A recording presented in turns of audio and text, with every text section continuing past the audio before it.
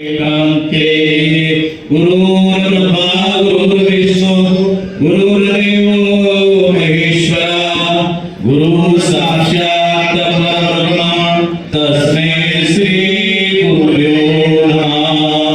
ब्रह्मानंदं परमसुखदं केवलं ज्ञानमूर्ति द्वद्वातीतं गगनसदृशं तत्त्वमस्यादि दर्शनम् एकं नित्यं विमलमचलं सर्वधि साक्षीभूतं भावातीतं त्रिगुणरहितं सद्गुरुं नमामि सद्गुरुं नमामि सद्गुरुं नमामि। तू रहे चिगरी माझ्या भजरी प्रेमधरी सर्वत्र नमस्कारी मते कांते। प्रस्तुत प्राप्त प्रसंगी सालावतप्रमाणे संत जगनाडे महाराज यांच्या पुण्यतिथीनिमित्त आजचा हा वैष्णव मेळावा वर्ष किती वर्ष आहे बाबा? 10-12 वर्ष एक तर होत आलं. पहिल्यांदा खराडीमध्ये कार्यक्रम व्हायचा पार्किंगला तिथून झालेला हा छोटासा कार्यक्रमामध्ये दरवर्षी सकाळची माझी सेवा, बाबांची सेवा संध्याकाळची. मागच्या वर्षी माझी जागा ताईंनी भरून काढली.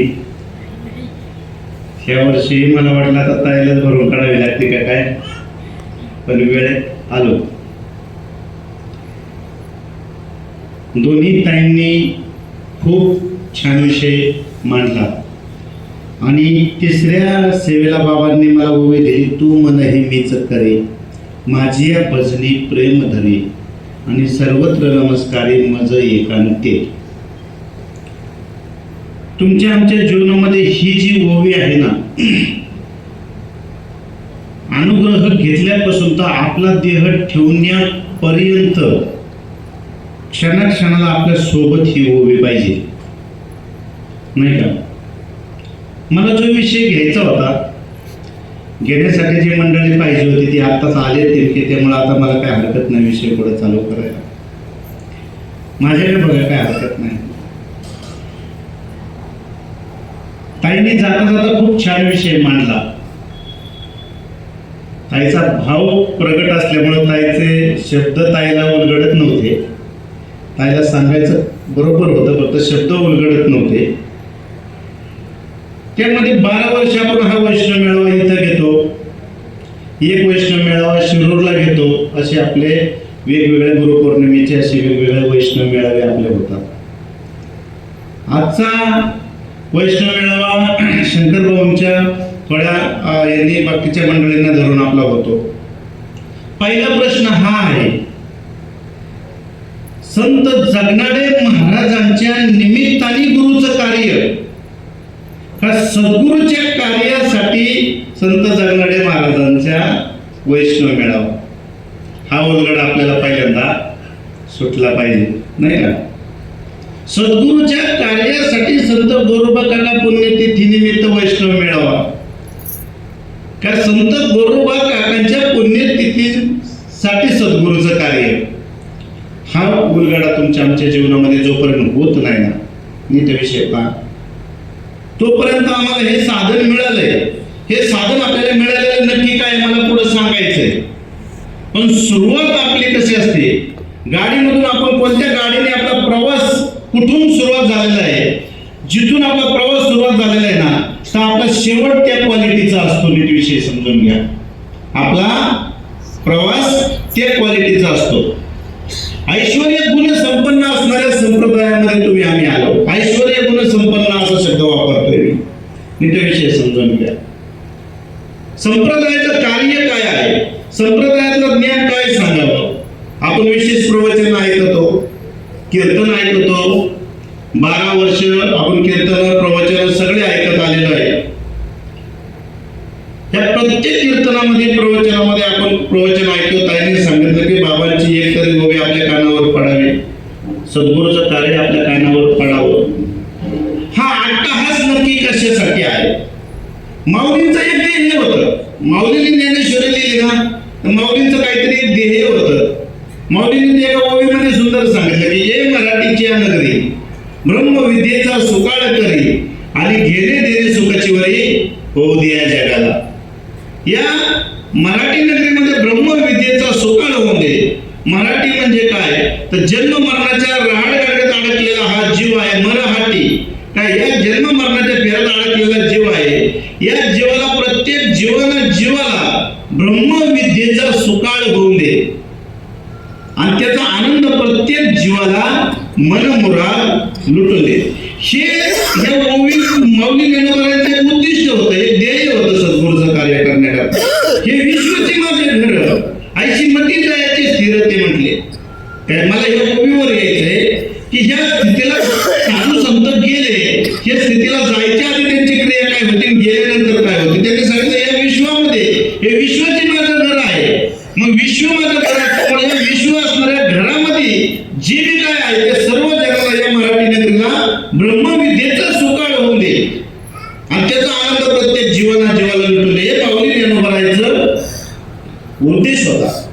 तुकोबरायांचा कार्य करण्याचा उद्देश काय होता? साधू संतांचा उद्देश काय होता? तुकोबरायांचा आम्ही वैकुंठवासी आलो याची कारण अशी कशासाठी आले ते कार्यक्रमाच्या चपात्या जोडायला. आम्ही वैकुंठवासी आलो याची कारण अशी आणि बोलिले जे ऋषी साज भावे वर्तावया. जे साधू संतांनी ऋषी मुनींनी तुमच्या आमच्या जीवनामध्ये जे तत्व करून ठेवलेलं आहे हे तत्व जड जीवापर्यंत पोहोचवण्यासाठी आम्ही आलेले. आमचं दुसरं कुठलंही कार्य नाही. आता आपण आपलं तू म्हण हे मीच तर या विषयावर आपल्याला यायचे नीट विषय काय हे माऊली साधू संतांनी सांगितलं तर हे विश्वाचे माझे घर आहे. या घरामध्ये दुसरं लक्षण सांगितलं की या मराठी नगरीमध्ये ब्रह्मविद्येचा सुकाळ होऊन दे आणि मग तिसरं लक्षण याच्यामध्ये सांगितलं की त्या दशेला व्यक्ती गेला तर त्याच्या अंतःकरण प्रवृत्तीचा भाव कसा झाला पाहिजे. तर मग तो भाव असा झाला पाहिजे जे जे दिशेत होत आणि ते मानी जे भगवंत हाच भक्तियोग निश्चित जाणं माझा. नीट विषय पहा. जे जे दिशेभूत ते मानीचे भगवंत हाच भक्तियोग निश्चित जाणं माझा. मग या तिन्ही क्रिया तुमच्या आमच्या जीवनामध्ये जोपर्यंत होत नाही ना माझ्या बापा तोपर्यंत आयुष्यभर जरी आम्ही भक्तीचा प्रवास करत बसलो तर या संसार दुःखातून आम्ही कार्य करत पुण्य प्राप्त करत. कितीही पुण्य हे कीर्तन करणं हे प्रवचन करणं हे सत्संग करणं हे पुण्य आहे बरं का. लक्षात ठेवा हे पुण्य आहे. हे शेवटचा अंतिम रस्ता नाही. नीट लक्षात ठेवा हे सगळं पुण्याचं कार्य आहे. सद्गुरूच्या कार्यासाठी मी हजर राहील, मी प्रवचन करेल, मी कीर्तन करेल, मी अन्नदान करेल, मी वाढू लागेल. हे सगळं पुण्याचा विषय आहे. ह्याच्यामध्ये आध्यात्मिकाचा कुठंच विषय नाही. नीट विषय समजून घ्या.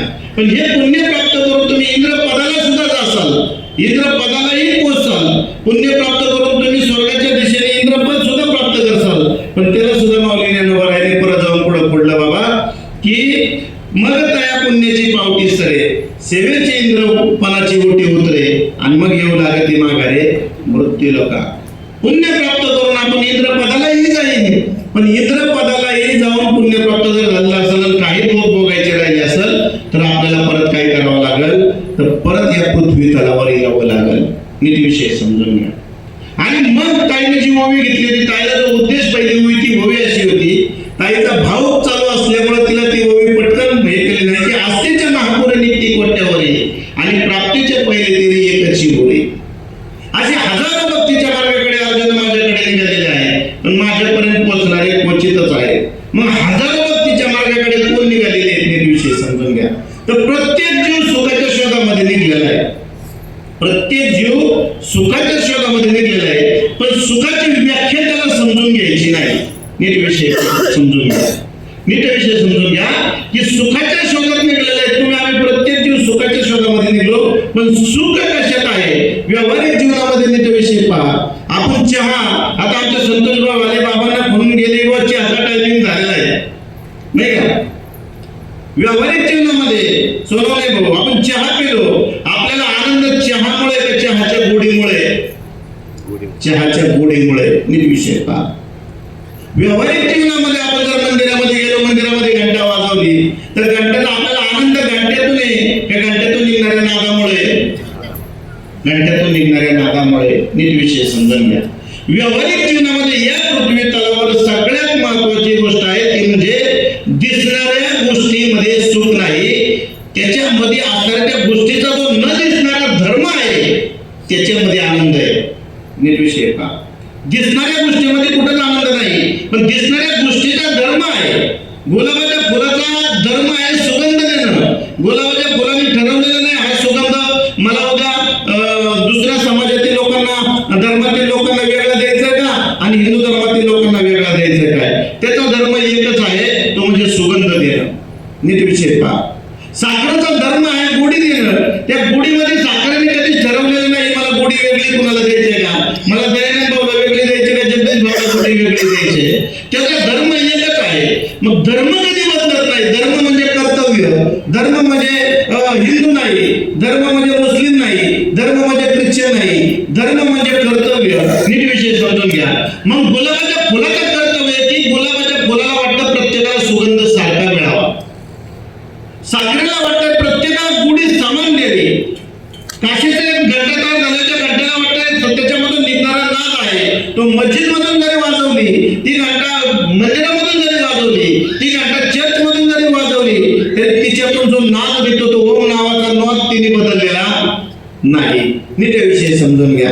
मग जर दिसणारी गोष्ट त्यामध्ये या उपाधी माझी गुप्त ते चैतन्य असे सर्वगत आणि ते तत्वज्ञ संत स्वीकारिती.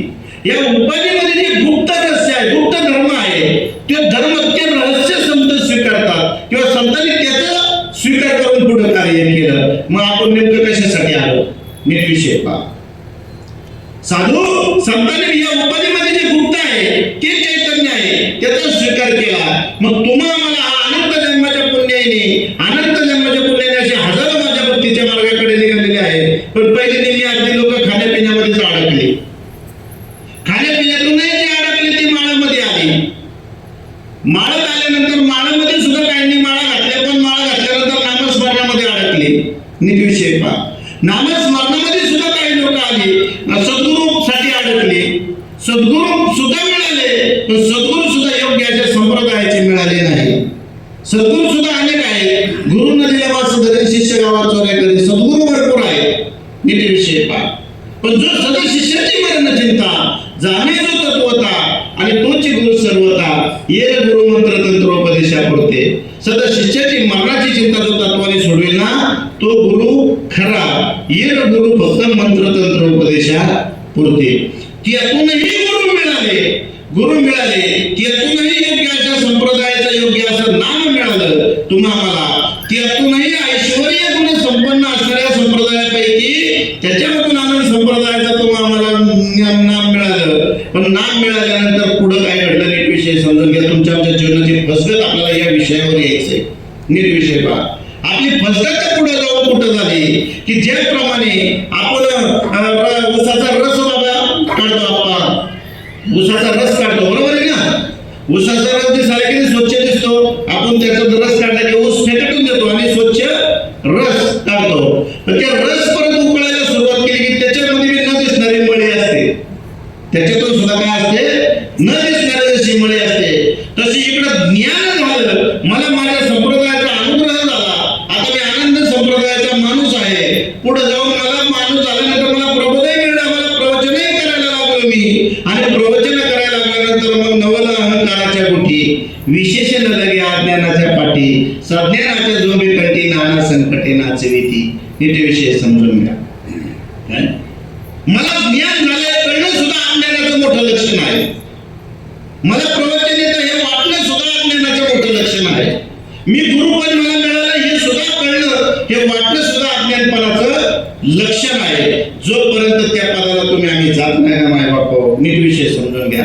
मग व्यक्त स्वरूपातील अव्यक्त धर्म काय आहे? तर व्यक्त स्वरूपातील अव्यक्त धर्म म्हणजे तुमच्या जीवनामध्ये नीट विषय समजून घ्या की अनंत जन्माच्या पुण्याने तुम्हाला मनुष्य देह प्राप्त झाला.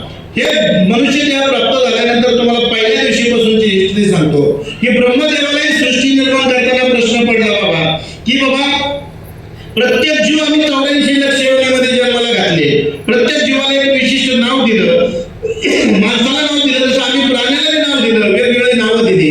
पण या प्रत्येक नावाला उपाधीचं नाव आहे आणि उपाधी शरीर ही उपाधी आहे आणि उपाधीला उपाधीचं नाव आहे. मग उपाधीचं नावाला जर उपाधी नावाने ओळख झाली तर अद्वैत तत्वज्ञानाची ओळख होणार नाही किंवा कशी होणार? हा प्रश्न ब्रह्मदेवाला सृष्टी निर्माण करताना पडताना नारायणाने हंस रूपाने अवताराला येऊन भुई असं संत एकांती बैसले आणि ते भुई शोधून काढले. ते असा एक विशिष्ट शब्द तयार केला आणि तो शब्द गुरु परंपरेने त्या शब्दाला असं विशिष्ट अद्वैत तत्वज्ञानाने जसं व्यक्त स्वरूपाची ओळख होण्याकरता व्यक्त मंत्र तयार झाले, तसे अव्यक्ताची ओळख होण्याकरता अद्वैत तत्वज्ञानाची ओळख होण्याकरता तुमच्या आमच्या आतमध्ये असणाऱ्या चैतन्य स्वरूप शक्तीची ओळख होण्याकरता काहीतरी करावं लागेल. मग तो एक गुप्त असा शब्द तयार झाला. तो शब्द पहिल्यांदा ब्रह्मदेवाला आणि भगवान शंकराला मिळाला. नीट विषय पहा. भगवान शंकरापासून पुढे गौरी आणि गणपतीची परंपरा आली, ती तिथंच थांबली आणि इकडे ब्रह्मदेवापासून आली मुख्य महाविष्णू चैतन्याच्यामुळं आणि संप्रदाय फळत येथून या तिथून ती गुरु परंपरा चालू झाली.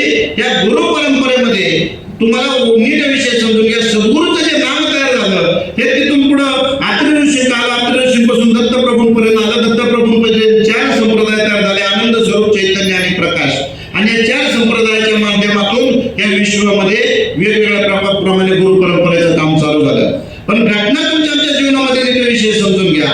इथं भगवंतांनी अर्जुनाला सांगितलं की अर्जुना, यदा यदा हि धर्मस्य ग्लानिर्भवति भारत अभ्युत्थान धर्मस्य तदात्मनं सुजम्यं. ज्या वेळी धर्मावर अधर्माचा पगडा निर्माण होईल ना त्यावेळी मी अवतार घेईल. नीट विषय समजून घ्या. मग अव्यक्त स्वरूपाला जर अवतार घ्यायचा असेल तर त्याला व्यक्त स्वरूपामध्ये यावं लागतं. कशामध्ये यावं लागतं? अव्यक्ताची ओळख होण्याकरता व्यक्त गोष्टीशिवाय होऊ शकत नाही. नीट विषय समजून घ्या. म्हणून साधू संत देवाधिकांना अवताराला यावं लागलं. पण तुमचा आमचा प्रश्न असा होता की तुम्ही आम्ही सुद्धा जन्माला आल्यानंतर एका संसार दुःखाच्या राडगाडग्यामध्ये अडकलेलो होतो. नीट विषय तुम्ही सुद्धा आपण सुद्धा उपाधी रूपाची भक्ती करत होतो, त्यात अधर्माची भक्ती म्हटली गेली होती. सगळ्यांना गीता माहिती आहे. गीतेमध्ये मगाशी ताईने सांगितलं की झालेली काय भ्रांती आहे, ही भ्रांती हीच अधर्माची बाजू आहे. नीट लक्षात ठेवा. अर्जुनालाही वाटत होते माझे सगळे, माझे सोयरे, माझे म्हणजे 12 वर्षाचा हा संप्रदायाचा कार्यक्रम आहे. पण 12 वर्षामध्ये माझ्या माहितीप्रमाणे 1000 लोकांच्या पुढे बाबाने अनुग्रह दिलेला आहे. पण 1000 लोकांनी 800 लोक संध्याकाळी, 1000 लोक संध्याकाळी 100% गोळा होणार आहे. पण ते फक्त कीर्तनाला गोळा होणार आहेत. बाकीचा काय मी ते निकषात काढलेला आहे. प्रॉपरचे जीवनासाठीच थांबलेले आहेत ना माग. नीट विषय समजून घ्या. आलं का लक्षात? आणि मग अधर्म आणि धर्म हा घोटाळा आपली फसगत झाला. आम्हाला फक्त वाटतं की आम्हाला संप्रदायाचं नाम मिळालं आणि आम्ही नामस्मरण करतोय, आम्ही चिंतन करतोय, आम्ही बोलतोय. नीट विषय समजून घ्या. आपली फसगत नेमकी तिथं झाली. जसं अधर्माची बाजू तयार झाली आणि मग व्यक्त स्वरूपाने जो भगवान परमात्मा, तुम्ही प्रत्येक भगवान परमात्म्याच्या पाया पडता, हे सुद्धा भगवंताचं सगुण स्वरूप आहे. मग निर्गुण स्वरूपाचा भगवान परमात्मा कोण सांगितला? तर ज्या वेळेस धर्मावर अधर्माचा पकडा झाला, मग या शरीरावर सुद्धा अधर्माचा पगडा तयार झाला. तर अधर्माचा पगडा काढण्याकरता कोण आलं? तर सद्गुरू रूपाने भगवंत आले. मग अशी काहींनी सांगितलं सद्गुरू रूपाने भगवंत आले आणि सद्गुरूने जो तुमच्या कानामध्ये शब्द सांगितला हा अद्वैत तत्वज्ञानाचं अद्वैत तत्वज्ञानाची ओळख होण्याकरता आणि अधर्माचा पगडा निघून जाण्याकरता तुमच्या आमच्या कानामध्ये जे शब्द सांगितले ना माय बापू, तो शब्द तुम्हाला आम्हाला मिळाला ना, तिथून पुढे आपलं कार्य चालू झालं. नीट विषय पहा. पण तो शब्द तुमच्या आमच्या जीवनामध्ये मिळाला. मग शब्द मिळाला, शब्द मिळाल्यानंतर तिथून आपली प्रक्रिया, आपली फसगत नेमकी इथं झाली की तिथं फसगत अशी झाली की आम्हाला अनुग्रह झाला. अनुग्रह झाल्यानंतर शब्दही मिळाला आणि शब्द मिळाल्यानंतर पुढं काय झालं? तर पुढं मग आम्ही साधना जी केली पाहिजे, ते साधना जोपर्यंत रीतीच्या मार्गाने कळत नाही ना, कारण इथं सांगितलं की जो सद्भावेनीचं भजन करी हृदय प्रगटता श्री हरी तव देहाचे चिन्हे बाहेर क्षणा माझारे पालटती. नीट विषय समजून घ्या. काय? जो सद्भावाने निज भजन करतो, हृदयामध्ये त्याचं प्रगट रूप धारण होतं किंवा हृदयामध्ये भगवंताचं शाश्वत स्वरूप होतं, त्यावेळेस देहाची लक्षणं क्षणा माझारे पालटते. आपा बरोबर का नाही? देहाची लक्षणं पलटी झाली पाहिजे. जोपर्यंत तुमच्या देहाची लक्षणं पलटी होत नाही ना, तोपर्यंत तुम्ही आम्ही आयुष्यभर जरी भक्ती केली. नीट विषय समजून घ्या. तर ह्यातून सुटू शकत नाही. मग देहाचे लक्षण परिवर्तन होणे म्हणजे काय? मग जे जे दिशे होतं ते मानेचे भगवंत पारखे साहेब आणि मग हाच भक्ती योग निश्चित झाला माझा. या विषयावर मला यायचं होतं आपला की मग आज पण हाच वटाळा झालाय की बाबा जगदीश भाऊ असा, दयानंद भाऊ तसा, आप्पा महाराज असे, पारखे बाबा तसे. आणि मग आम्हाला नक्की काय कळलं?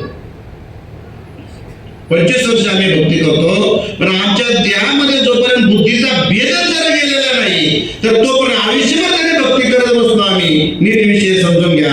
पण बुद्धीचा भेद जोपर्यंत जात नाही ना तोपर्यंत आम्ही आयुष्यभर जरी अशी भक्ती करून बसतो ना तर शेवट आपला नीट होणार याची गॅरंटी होऊ शकत नाही.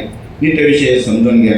मग जर मी चिंतन करतो तर माझ्या द्वैताची झाडणी आणि गुरुविनं ज्ञान, मग द्वैताची झाडणी जर होत नसेल, अजूनही मला असं वाटतं की आप्पा असे, दयानंद भाऊ असे, पारखे बाबा असे, जगदीश भाऊ असा आहे. जर आजही जर 12 वर्ष 15 वर्ष 25 वर्ष मी सांगतो, कधीपासून मला फोन आला ना ते डॉक्टरेट मिळायच्या टायमाला, बाबा मला प्रश्न विचारला कधीपासून तुम्ही या क्षेत्रात? मी म्हणलं 25 वर्षापासून. काय मग 25 वर्षात तुम्ही काय काय करता? मग त्याला मी अर्धा तास 1 तास सांगत होतो, मी हे करतो, मी ते करतो, माझं असं आहे, माझी गोशाळा आहे, माझी संस्था आहे. आणि फोन ठेवल्यानंतर मग म्हणलं हे सगळं माझं आहे का? नीट लक्षात ठेवा. तो म्हणे हे मीच करेन, हे माझं आहे का? हे माझं काहीच नाही माय बापो. नीट विषय समजून घ्या. माझं काहीच नाही. काय अजिबात काहीच माझं नाही. ह्याच्यातला कुठलीच गोष्ट माझ्याकडे येणार नाही, माझ्या सोबत येणार नाही. मग माझं कोण आहे? तर जी गोष्ट माझी आहे ह्याची जोपर्यंत ओळख होत नाही ना, आणि जर माझी ती ओळख झाली, नीट विषय समजून घ्या. समुद्राचं पाणी होतं, बाष्पीभवन झालं, त्याचं ढगाचं रूपांतर झालं, ढगाचं पाणी पावसाचं रूपांतर झालं, पावसाचं पाणी वड्याला आलं, वड्याचं पाणी नदीला आलं, नदीचं पाणी समुद्राला ज्या दिवशी जाऊन मिळालं, ज्या दिवशी ते समुद्रमय झालं, ते परत नदी पदाला येतं का? ते परत वडा पदाला येतं का? नीट विषय समजून घ्या. मग देव पाहावयाचे गेलो ते देवाची होऊन गेलो. हे फक्त आम्ही इथं पोपट पंचमी म्हणतो की देव पाहावयाचे गेलो ते देवाची होऊन गेलो. आणि पण हा भाव माझा स्वतःचा झाला का? नीट लक्षात ठेवा. आणि जोपर्यंत हा भाव माझा होत नाही तोपर्यंत आयुष्यभर जरी मी कीर्तनकार झालो, प्रवचनकार झालो, तरी अर्जुना नीट विषय समजा वेदविधा जरी झाला तरी माती नेणता वाया गेला आणि कण साडोली उपनेला कोंडा जायचा. अर्जुना वेद वाक्य झाला, 4 वेद 6 शास्त्र 18 पुराण जरी तोंडपाठ झाली, त्याने अशी गर्दीच्या गर्दी जरी केली, उद्या 2 कार्यालय जरी बाबांना पुरली नाही, मला पूर्ण आहे कार्यक्रमाला, तरी माझ्या शाश्वत स्वरूपाची ओळख झाली नाही ना तर हा जीव सुपात कोंडा उपनला जसा वाया जातो ना तसा हा देह, हा जीव वाया गेला असा समजावा. नीट विषय समजून घ्या.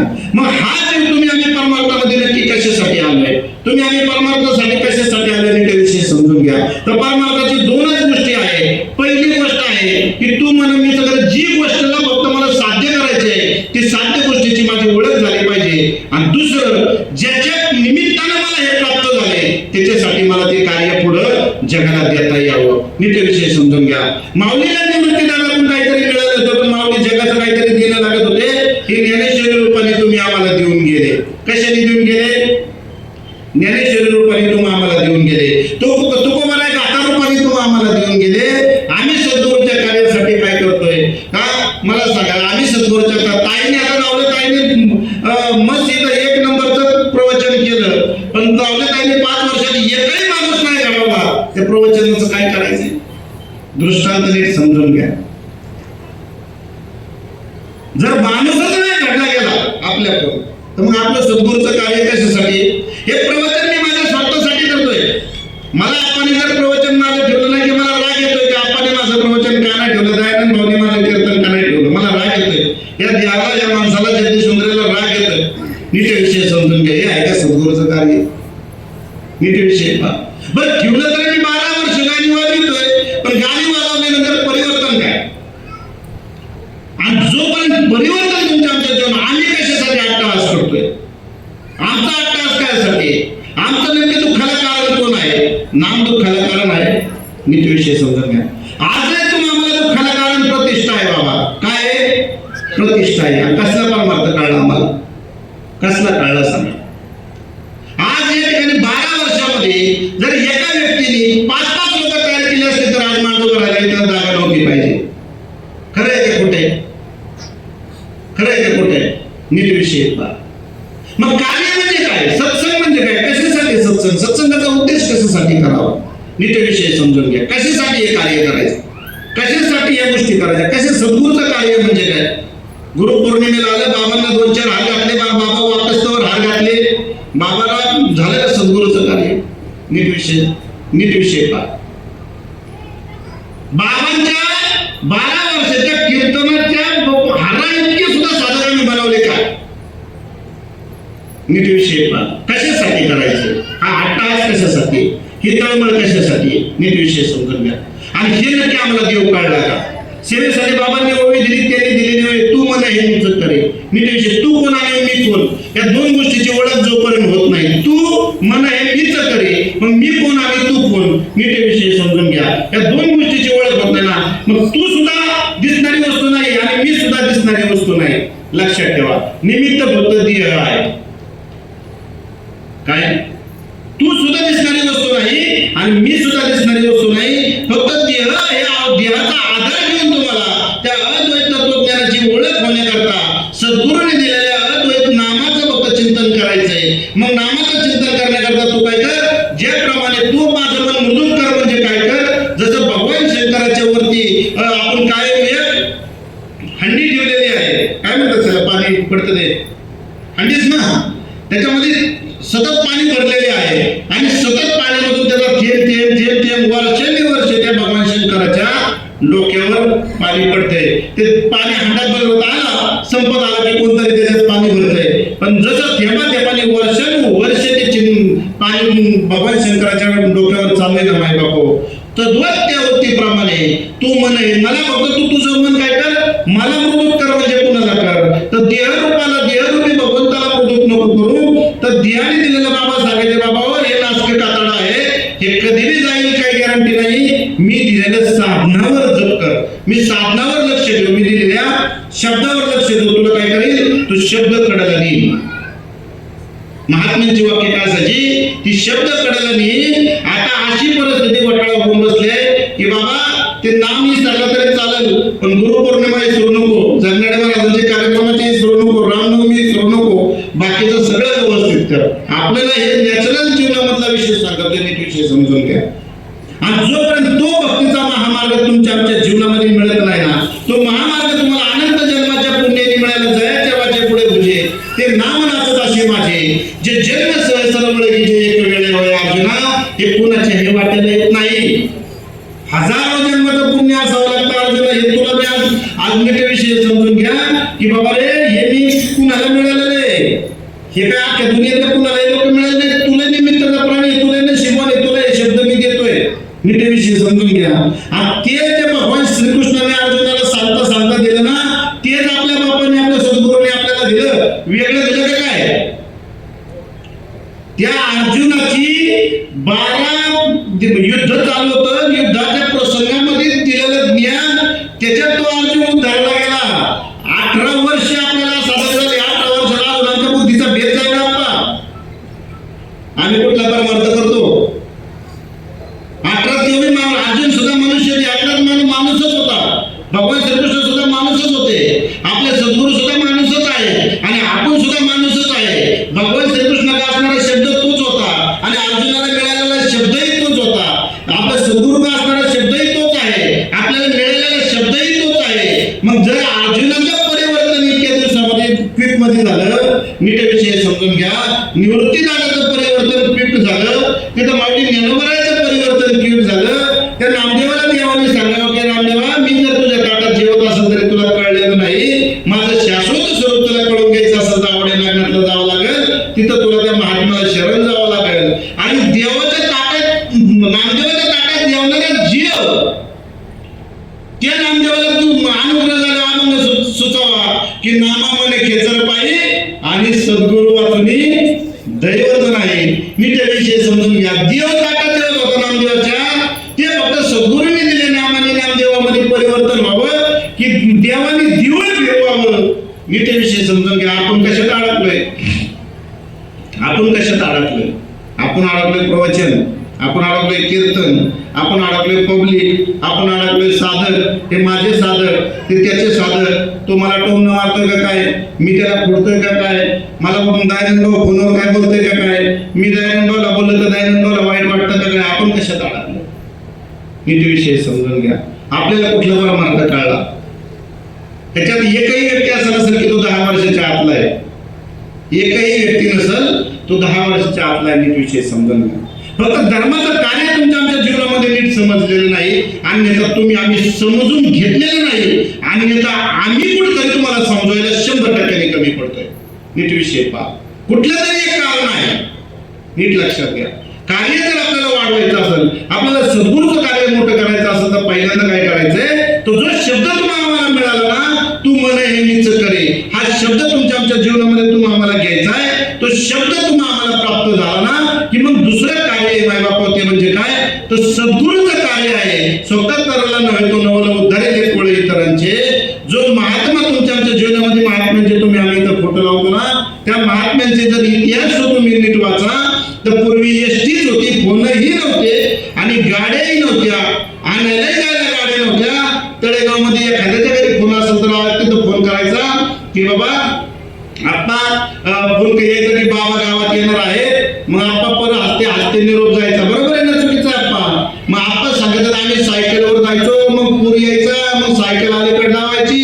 हे कथा ऐकायला गोड वाटत आहे. नीट विषय समजून घ्या. त्यांचं कार्य आपण ऐकलं का, असं वाटतं खरंच बाबाने असं कार्य केलं का? मग आपण 10 वर्षामध्ये 10 साधक नाही काढू, आपल्यातून 10 साधक नाही हो. नीट विषय पहा. हा कार्यक्रम कोणासाठी आहे? नीट विचार करा. हा कार्यक्रम कोणासाठी आहे? हा कार्यक्रम कशासाठी आहे? कुठलाही असू द्या, कुठलाही आपला वैष्णव मेळावा असू द्या, हा कार्यक्रम कोणासाठी आहे?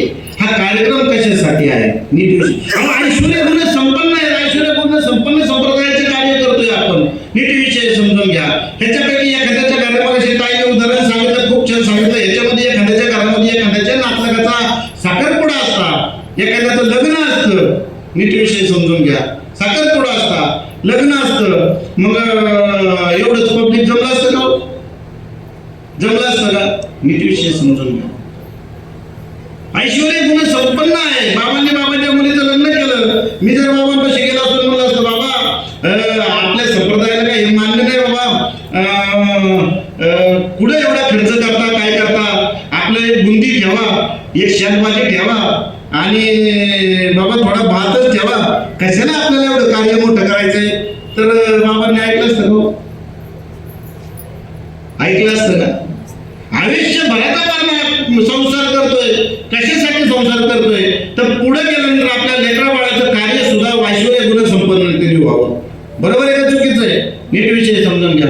तिथं बाबांनी विचार केला असेल का, जाऊ दे बाबा कशाला 2-4 साड्या घ्यायच्या, म्हणजे 5-50 साड्या घ्यायच्या, 2-3 साड्यामध्ये आपला कार्यक्रम भागला तर बरोबर होईल. नीट विषय समजून घ्या. हीच फसगत आपली, हीच गोष्ट आपली. जोपर्यंत आपण सद्गुरूच्या कार्याला आणत नाही ना, तोपर्यंत तुम्ही आम्ही कवरही प्रवचन केली, कीर्तन केली. नीट विषय समजून घ्या. प्रवचन कीर्तन केले ना तरी त्याच्यातून अडचण म्हणजे अडचणच राहणार. नीट विषय समजून घ्या. म्हणून भक्तीची पहिली पायरी एकच आहे. हे सगळं आपल्याला कळलेलं आहे, सगळं व्यवस्थितरित्या समजलेलं आहे. फक्त 2च गोष्टी महत्वाच्या आहे. पहिली गोष्ट तुमच्या आमच्या जीवनामध्ये समजून घ्या की तू मन हे मीच करे. आणि जोपर्यंत त्या लक्षणाने होत नाही ना ताई, लक्षात घ्या. प्रवचन तुम्ही करताय म्हणून सांगतोय, लक्षणाने नाही, वाचनाने प्रवचन होऊन उपयोगाचं नाही. चिंतनानं मुखातून निघणारा शब्द ब्रह्म निघला पाहिजे. आता मी तर कितीही बोलबच्चनगिरी केली, लक्षात घ्या, फक्त ती बोलबच्चनगिरी कुठेही कामाला येत नाही. ती येण्याकरता रीतीच्याच मार्गाने गेलं पाहिजे. रीतीच्या मार्गाने पहिली गोष्ट नीट विषय समजून घ्या. ज्याला तुम्हाला अनुग्रह असेल त्याने साधना चांगली वाढवा. नीट विषय समजून घ्या. साधना वाढवल्यानंतर मी आमचे तिन्ही गुरु आहे तिथं म्हणून सांगतो तुम्हाला, तुम्ही आम्हाला कसं फसवता, तुम्ही कसं फसवता याचं उदाहरण जिवंत, तुम्हाला जिवंत उदाहरण प्रॅक्टिकली सांगतो. बाबा तुम्ही एखादा व्यक्ती आणला की आमच्यापैकी कुणाला जर एखादा फोन करता, बाबा अनुग्रह द्यायचा, त्या व्यक्तीला तुम्ही अनुग्रह द्यायला येता का? पहिली गोष्ट तुम्ही, पहिली रीत सांगतो तुम्हाला. पहिली गोष्ट त्या व्यक्तीला, पूर्वी बाबांच्या काळी फरक असा होता की एका व्यक्तीला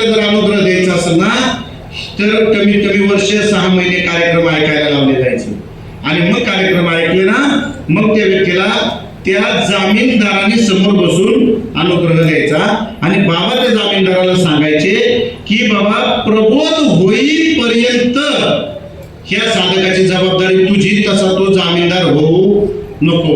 मी ते विषय समजून घ्या. आपली फसगत इथं होती. 4 दिवस भेटलेला एखादा माणूस असतो. 4 दिवस भेटलेला माणूस आहे. मी 5 मिनिटं पण महत्वाची घेतो तुमच्या आमच्या जीवनाची. नीट विषय समजून घ्या. माणूस एखादा भेटतो, माणूस भेटला की आप्पा अनुग्रह द्यायला या, जगदीश भाऊ या किंवा बाबा अनुग्रह द्यायला या. तिथे गेल्यानंतर त्या व्यक्तीचा काही पूर्व इतिहास आपण पाहिला जात नाही. आपण अनुग्रहाला बसवतो, अनुग्रह देतो आणि आपण आपली जबाबदारी बाजूला करून घेतो. नीट विषय समजून घ्या. आणि मग आजच्या महापुरुष ताई त्या प्रश्नाचं मला उत्तर द्यायचं. आपण साधकांपर्यंत सोडा, पण आपल्या संप्रदायात आल्यानंतर ही लोक फसतात पुढे. नीट विषय समजून घ्या. हा विषय तुमच्या जीवनामध्ये समजून घ्या. मग त्या साधकाला आपण अनुग्रह देतो आणि अनुग्रह दिल्यानंतर त्या साधकाचं पहिलं लक्ष असतं, सद्गुरूला काही माहित नसतं. काल मी अनुग्रह कुणाला देऊन गेलो, मला काल जाधवताईने अनुग्रह द्यायला लावलाय किंवा काल मला सोनवणे भाऊने अनुग्रह द्यायला लावलाय. मी अनुग्रह देतो आणि अनुग्रह देतो आणि त्या ठिकाणी निघून जातो भाऊ. त्यानंतर त्या साधकाचं कोणीही लक्ष देत नाही. ह्या 10 पैकी काही साधक जर 10 अनुग्रह झाले तर इथं साधकांचा बाजूला होतो. दुसरी गोष्ट तुमच्या आमच्या जीवनामध्ये अशी येते पहा, त्याचं चिंतन करून तर घेत नाहीच नाही. पण एखाद्या कार्यक्रमाला किंवा फक्त तुमची मैत्री जागृत होते आणि एखादी ओळखीची मैत्री असेल, ओळखीचं नातं जागृत होतं, सोन्याने भाऊ जाधव भाऊ म्हणून सांगितलं जातं या माणसाला प्रबोध द्यायचा राहिलेला आहे आणि तेवढा प्रबोध देता का? नीट विषय समजून घ्या. त्या कार्यक्रमाच्या गर्दीच्या मेळाव्यामध्ये तुम्ही ती 4-2 लोक ती कधीही चिंतनाला बसलेली नसतात. ती चिंतनाला बसलेली मग पटकन फक्त त्याने वर्ष झालेलं आहे, 6 महिने झालेलं आहे, एवढंच फक्त पाहिलं जातं आणि ते 6 महिने 4 महिने झालेले आहेत त्याला त्या गडबडीमध्ये येऊन त्या ठिकाणी प्रबोध दिला जातो. त्या प्रबोधामध्ये देणाराही डोक्यात नसतो, चिंतनाला बसलेला असतो बाबा आणि प्रबोध दिला जातो. त्या प्रबोधाची त्याची गाठ कधीच होत नाही. जवळवरी अर्जुना तो बोध भेटे ना म्हणा तवरी साधना बसावी लागेल. जोपर्यंत तो स्वतः प्रबोध दशेला जात नाही ना तोपर्यंत त्याला प्रबोध द्यायला कुणीही चुकूनही पुढे कधी बसवू नका. घटना असते 4-2 लोक असतात, कार्यक्रम असतो, कार्यक्रमाची गडबड असते ना आपल्या घोटाळा नाही होतो. 1 वर्ष झाले ते काय ते वर्षभर त्यांनी नका का चिंतनाला बसलेला असू द्या, त्यांनी नका का भाऊ बसलेला असू द्या, मग त्याला प्रबोध दिला जातो आणि मग प्रबोध त्याचा झाला की थोडं काहीतरी ज्ञानेश्वरी उचकाटायला लागला की त्याला कीर्तनाचं प्रवचनाचं गवळ लागला. हे विषय पहा. आणि मग आम्हाला वाटतं बाबा जगदीश भाऊ जरा चांगला बोलणारा माणूस जगदीश भाऊनी थोडं जास्त बोलावा. आपल्याला वाटतं जगदीश भाऊनी प्रवचन करावं, आपल्याला वाटतं ताईने प्रवचन करावं. नीट विषय समजून घ्या. प्रवचनाला सुद्धा बसवलं तरी बसू नका. मी एका दिवस सांगतोय आणि विचारपूर्वक सांगतोय. नीट विषय समजून घ्या. बसवलं ना, बस म्हणलं तरी म्हणायचं बाबा ज्या दिवशी मी बसल ना त्या दिवशी मी 1 तास माझ्या मुखातून गेलेला शब्द ब्रह्म निघला पाहिजे. आपला घोटाळा करतो होतो, आमची चुकी होती. आम्ही एक वाक्य टाकतो, चक्री प्रवचन हा एक आम्ही वाक्य टाकतो आणि त्या चक्री प्रवचनाने घोटाळा होतो की बोलायला लागलं की मग ती व्यक्तीला जर चांगलं बोलायला लागलं की ती चिंतनापासूनही दूर होती, ती ज्ञानेश्वरीपासून पण बाबा दूर होती आणि ती फक्त बोलायला जो व्यक्ती असेल किंवा कोणी असेल तो व्यक्ती बोलायला सुरुवात करतो आणि त्याची फसगत नेमकी तिथं होती. कोण कुठं जातं, काही ओवी घेतलेली ओवी खूप महत्वाची, पण कोण कुठं अटकलं आणि मग प्रबोध झाला त्याला 4-2 मंडळी यायला बोलायला यायला लागले. मग बाबांची इच्छा असते बाबा उद्या आपणची इच्छा, बाबांची इच्छा असेल बाबा जगदीश भाऊ जरा अभ्यासाने पुढे चालवा. पण गावातली लोक म्हणतात तू लय भारी बोलतो बरं का, तू लय भारी पोपटपंची सांगतो, तू लय भारी प्रवचन करतो बरं का. माझा जगदीश भाऊचा पोटाळीत होतो. गावातली लोक एवढी मला मानित येतात, मला बाबांना माझं प्रवचन ऐका आवडायला. बाबाला मला ते फनागा लोक मी प्रवचन करतोय का काय बाबाला पटाना काय लोक मी प्रवचन करतो. अरे तो अभ्यासाने चला, अभ्यासाने करा ना. चिंतन बोलताना मला मी मला प्रवचन सांगितलं की बाबा मी 2दा शब्द वापरला की ताईला काय बोलायचं होतं, पण ताईला ताईचं चिंतन त्याला काही पुढे बोलून देत नव्हतं. जे तोंडातून मुखातून निघणारा शब्द आहे ना तो वाकडे निघून द्या, तिकडे निघून द्या, पण तो ब्रह्म निघून द्या. त्याच्यातलं शब्दामध्ये ताकद निघून द्या, त्यातलं शब्दामध्ये काहीतरी पावर तयार होऊ द्या. आमचे घोटाळे असे झाले आम्ही प्रवचन करायला आम्ही लागलो. मी मागाशी उदाहरण सांगतोय तुम्हाला. आणि प्रवचन करायला लागलो आम्हाला असं वाटायला लागलं की बाबा मला इकडे गाव चांगलं म्हणायला लागलंय, पण आपल्याला का वाटायला मी चांगलं करतोय म्हणून. नीट विषय समजून घ्या. आणि आपली फसगत नेमकी इथं होते. हे कमी लोकांच्या संख्येचं कारण हे. नीट विषय समजून घ्या. नीट विषय पहा. ह्या चुका तुमच्या नाही, पण ह्या गोष्टी जाणीव करण्याकरता तुम्हाला मला सांगण्याचा प्रयत्न इथं या ठिकाणी आहे की घोटाळा नेमका कुठं होतो. चिंतनाचं पहिलं लक्षण असे चिंतनच ह्याच्याकरता दिलेलं आहे तुम्हाला, समबुद्धी घेता समान. मग हा भाव आपला होतोय का प्रवचनात? मी काय माझा भाव होतोय का? नीट विषय पहा.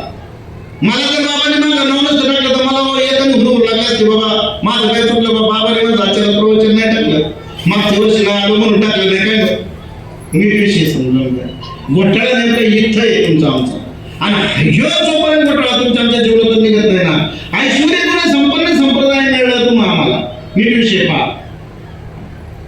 धनगर समाजातील माणूस धनगर घेऊन चालत त्याला गोटा सापडलेला आहे. नीट विषय समजून घ्या.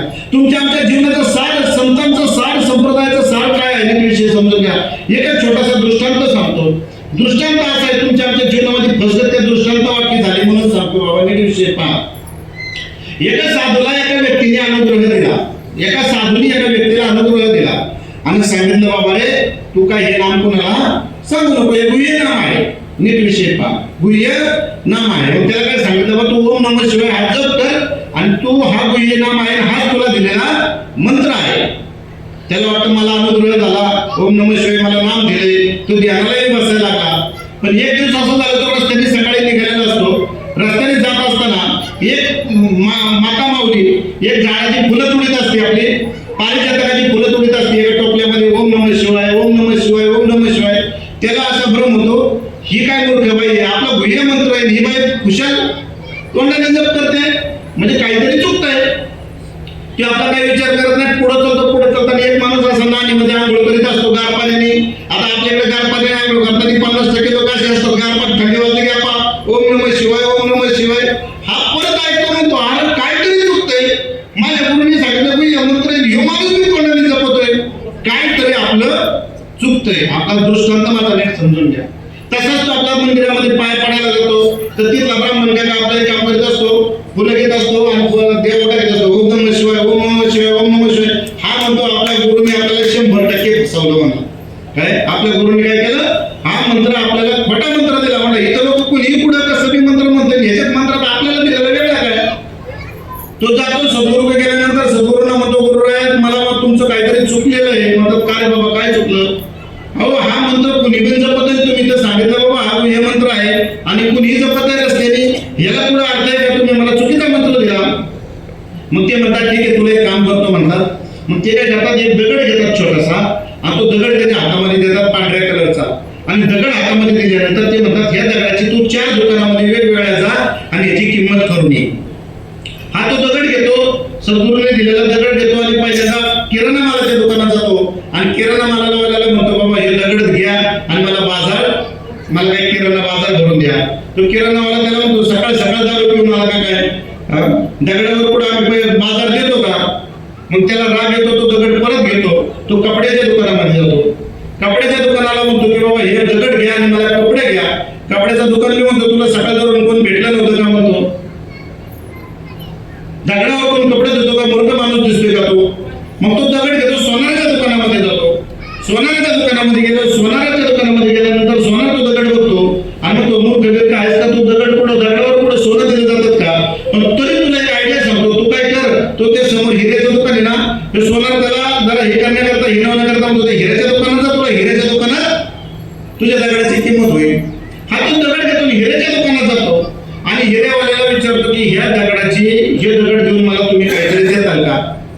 तो हिरेवाला हिरा तो दगड पाहतो आणि दगड पाहिल्यानंतर सगळं व्यवस्थित पाहतो. मग तो हा दगड तुझ्याकडे कुठून आला. मला हा दगड माझ्या सद्गुरूने दिलेला आहे. मला सद्गुरू तुझा देऊ शकत नाही. म्हणलं का बरं. मला अरे माझच नाही 2 गावं जरी विकली तरी ह्या दगडाची किंमत होऊ शकत नाही. 2 गावं जरी विकली एवढा मागातला हा दगड आहे, हा तुझ्याकडे कुठून आला. आता हे सगळं त्यांची चर्चा होती. तो दगड घेतो आणि सद्गुरूकडे जातो आणि सद्गुरूला सगळी कथा सांगतो. मी पहिल्यांदा किराणाच्या दुकानात गेलो, दुसऱ्यांदा कपड्याच्या दुकानात गेलो, तिसऱ्यांदा मी सोन्याच्या दुकानात गेलो, पण चौथ्या माणसाने मला हे असं सांगितलं की 2 गावं विकली तरी हे दगडाची किंमत होऊ शकत नाही. मग असं सांगितल्यावर मग सद्गुरूंनी त्याला सांगितलं राजा हीच गोष्ट तुझ्या बाबतीमध्ये आहे. नीट विषय समजून घ्या की ही वस्तू आहे ना, ही वस्तू जशी ज्याला ओळखायची अक्कल होती त्यालाच त्याची किंमत कळली. ज्याला ह्या वस्तू ओळखायची अक्कल नाही ना, त्याला ह्याची किंमत कळली नाही. नीट विषय समजून घ्या. म्हणून तुला जो दिलेला मी शब्द होता ना, तो शब्द तू रीतीच्या मार्गाने गेला ना, त्यांच्याकडे शब्द आहे पण शब्दाची अक्कल नाही. आणि तुला दिलेला शब्द आहे ना, ह्याला मी तुला त्या रस्त्याने जाण्याची अक्कल दिलेली आहे. फक्त मी दिलेल्या अक्कलाप्रमाणे तू चालला तर तुझी सुटका आपोआप होईल. तद्वत त्या वृत्तीप्रमाणे माय बापा, तुम्हाला आम्हाला शब्द मिळाला. तो शब्द कशासाठी मिळाला? तो शब्द एकाच कारणासाठी मिळाला की जसं आम्ही वैकुंठवासी, पण ते तुकोबारायांना कधी कळलं? जेव्हा बाबाजी चैतन्याने डोक्यावर हात ठेवला, तिथून पुढे कळलं. तोपर्यंत मग तुकोबारायांना माहित होतं की आम्ही वैकुंठवासी आलो याची कारणाशी. नीट विषय समजून घ्या. तद्वत त्या वृत्तीप्रमाणे मरणी त्या वृत्तीप्रमाणे अनंत जन्माचे पुण्य आहे तुम्हाला जे नाम मिळालेलं आहे ना, तर तुम्ही आम्ही सुद्धा कार्यासाठीच आलेलो आहे. फक्त जसं तुकोबारायला बाबाजी चैतन्याने डोक्यावर हात ठेवल्यावर कळलं की आम्ही कार्यासाठी आलेलो आहे. माऊली ज्ञानोबारायांना निवृत्तीनाथाने डोक्यावर हात ठेवल्यानंतर कळलं की आम्ही कार्यासाठी आलेलो आहे. प्रत्येक साधू संतांना त्यांच्या सद्गुरूंनी डोक्यावर हात ठेवून तो शब्द दिला. त्या शब्दाची प्रचिती आल्यानंतर त्यांना कळलं की बाबा मग आम्ही वैकुंठवासी आलो याची कारणाशी. तसं तुम्ही आणि आनंद जन्माच्या पुण्याने तुम्ही आम्ही वेगवेगळ्या ठिकाणी वेगवेगळ्या घरामध्ये राहतो, पण तुम्हाला हा शब्द का मिळाला? याला बाबा सांगायचे की रामाच्या काळामध्ये आम्ही वानर सेनेत असेल, आम्हाला केव्हाही अनुग्रह होता. बाबांच्या काळामध्ये भगवान श्रीकृष्णाच्या काळामध्ये आम्ही गोपाळकृष्णाच्या गोपिका गोपाळ किंवा गोपिका असेल तेव्हा बी आम्हाला हा शब्द मिळालेला होता. आणि छत्रपती शिवाजी महाराजांच्या काळामध्ये आम्ही तुकोबारायांच्या किंवा रामदास स्वामींच्या सान्निध्यात असेल तेव्हा बी आम्हाला हा शब्द मिळाला होता. आणि म्हणून तुम्हाला आम्हाला हा शब्द मिळाला. हा शब्द कोणाच्याही वाट्याला येत नाही. मग अनंत जन्माच्या पुण्याने तुम्हाला हा शब्द जो मिळाला, जो शब्द मिळाला ना, तो शब्द फक्त एकाच कारणास्तव आहे माय बापा. तो म्हणजे काय की जो शब्द मिळाला की सद्गुरूचं कार्य पुढे नेण्याकरता मिळाला. नीट विषय समजून घ्या. म्हणून दोनच गोष्टी आहे. जो सद्भावे निज भजन करे, हृदय प्रगटत असते आणि तव देहाचे चिन्हे बाहेर क्षणा माघारी पालटते. जर आपण खरंच शुद्ध अंतःकरणामध्ये अवस्था देहाची झाली नाही पाहिजे. नीट लक्षात ठेवा. पहिली फसगत आपली इथं होते. अवस्था देहाची झाली नाही पाहिजे, अवस्था ही अंतःकरणाची झाली पाहिजे, अवस्था ही चित्ताची झाली पाहिजे, अवस्था ही मनाची झाली पाहिजे. नीट विषय समजून घ्या. मन पाटील चावडीवरी मन बरकट मन ओढा एवढा या पिकातलं ढोर किती हाकलं हाकलं फिर येतं पिकावर. आणि म्हणूनच तू म्हण, तू काय कर, तू मला मधून नको, तुझं मन मला मृदूत कर. कारण तुझा घोटाळा काय होतोय, तो घोटाळा मन करत. मी कायम एक दृष्टांत सांगतो, मला त्या दृष्टांताचं उत्तर जोरात द्या.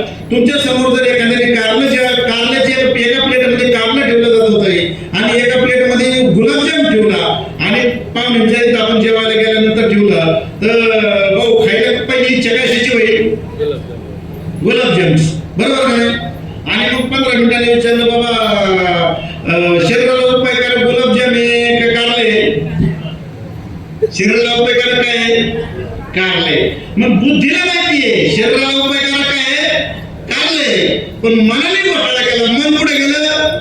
गुलाबजामकडे गेलं. ही फसगत तुमची आमची होती. मग तू मला मदत नको, तुझं मन मला मदत कर.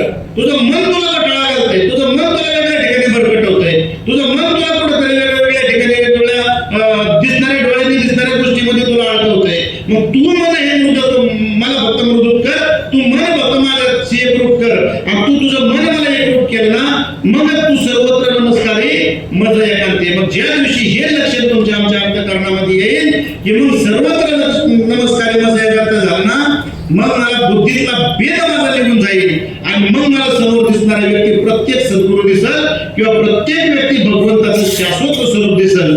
आणि ज्या दिवशी मला भगवंताचं शाश्वत स्वरूप प्रत्येक माणसाला दिसत नाही, तोपर्यंत माझी नौका कडला जाणार नाही. नीट विषय समजून घ्या. शेवटच्या क्षणापर्यंत जोपर्यंत अंतःकरण प्रवृत्तीमध्ये आम्ही प्रत्येक साधू संतांचं उदाहरण सांगतो, कबीराचं उदाहरण सांगतो की कुत्ता जाण्यावर चमडी जाणे, त्यांना जखम झालेली आहे, कुत्रा ते जखम चाटत आहे. एक व्यक्ती सांगते जखम कुत्रा चाटत आहे, तर कबीर महाराज म्हणतात कुत्ता जाण्यावर चमडी जाणे. जोपर्यंत तुमच्या आमच्या अंतःकरणामध्ये जोपर्यंत समबुद्धी घेता सामान्य स्त्री होत नाही ना, तर कवरही जगदीश भाऊनी कीर्तन प्रवचन जोरात केले तरी जगदीश भाऊ सुटल याची गॅरंटी देऊच शकत नाही. नीट विषय समजून घ्या. म्हणून जन्माला याच्या आम्ही भगवंताचं शाश्वत स्वरूप होतो. जन्माला आल्यानंतर अनंत जन्माच्या पुण्याने योग्य अशा संप्रदायाचे योग्य असे समर्थ साधू तुमच्या आमच्या जीवनामध्ये मिळाले. योग्य अशा संप्रदायाचे ऐश्वर्यपूर्ण संपन्न संप्रदायाचं नाम तुम्हाला मिळालं. पण ते नाम ज्या दिवशी आम्हाला मिळालं ना, मग देव पाहावयासी गेलो तिथे देवाची भूमी ठेवलो. ज्या दिवशी अंतःकरण प्रवृत्तीचा भाव प्रत्येकामध्ये भगवंत पाहण्याचा होईल ना, त्या दिवशी तुम्ही मन चंदन कुणालाही सुगंध घ्या म्हणून सांगायला जायची गरज पडत नाही. नीट विषय समजून घ्या. हा भाव जोपर्यंत तुमच्या आमच्यामध्ये येत आला पाहिजे आणि येत राहायला पाहिजे, यासाठी एक कीर्तन सेवा, ही प्रवचन सेवा, हे सगळ्या गोष्टी त्याच्यासाठी आता असे नीट विषय समजून घ्या. म्हणून तुमच्या आमच्या जीवनामध्ये एक गोष्ट नीट विषय समजून घ्या. टाइम इज मनी. कार्यक्रम आहे, दोनच गोष्टी कराव्या. इथून पुढे चांगल्या संकल्पने कराव्या की मी आणि पुढच्या वर्ष मेळाव्याला पेटाळा नाही, पण दोन तरी मी कार्यक्रमाला घेऊन येईल. मी पेटाळ घाटा माणसं आली पण कार्यक्रमाला मी घेऊन येईल. तुम्हीच कल्पना करा, आपल्या 3 ते 4 वैष्णव मेळावे होत्या. मी म्हणतो इथून पुढच्या 12 वर्षाचं जर तुम्ही गणित काढलं ना, तर MLM मार्केटिंग ह्याच्यामध्ये कुणाला तरी माहिती असेल, नेटवर्क मार्केटिंग 2 माणसं वर्षाला तयार करा. तुम्ही 10व्या वर्षी माणसं वाजवा, तुमच्या सद्गुरूचं कार्य कुठं असेल तुमचं तुम्ही शोधा. नीट विषय समजून घ्या. पण 12 वर्ष झाले, आमचा आकडाही बदलत नाही, आमच्या आचाराची ताटही वाढत नाही. ह्याचा अर्थ कुठंतरी आपण 4 जण निघून जातात, 4 जण येत आहेत, 4 जण निघून जात आहेत. कुठंतरी मग ते संप्रदायाला आपण कवरही कार्य करीत बसलो तरी मग एवढंच कार्य आपलं कधीच लोकांपर्यंत पोहोचण्याची गॅरंटी नाही. म्हणून वेळ झालेला आहे. आपण पण या ठिकाणी आलेले आहेत. बोलता बोलता एखादा शब्द जर चुकीचा गेला असेल तर जगदीश भाऊचा स्वभावच तसा आहे म्हणून सोडून द्या. भाऊला माहिती आहे, काय विषय नाही. आणि जे काही बरोबर असेल नीट त्याचा विचार करा. आपल्याला अनंत जन्माच्या पुण्याने ही गोष्ट मिळलेली आहे, तर ह्याचा प्रचार प्रसार आपल्याकडून मोठा झाला पाहिजे. त्याला सद्गुरूचं कार्य म्हणतात. माय बापू, सद्गुरूवर कितीही प्रेम दाखवलं, सद्गुरू समोर दिसला की डोळ्याला कवरही 12 वर्ष जरी पाणी आलं, पण सद्गुरूच्या कार्यासाठी जर 2-4 लोक आपल्याकडून वाढली नाही ना, नीट विषय समजून घ्या, तर मग कार्य आपलं अपुरच राहील. अशी संकल्पना मनामध्ये तयार करा. आणि हे करता करता हे कार्य आपल्याला खूप मोठं घेऊन पुढे चालायचं आहे. हे रोपट आपल्याला खूप मोठं वाढवायचं आहे. ह्याचा फक्त विचार करा.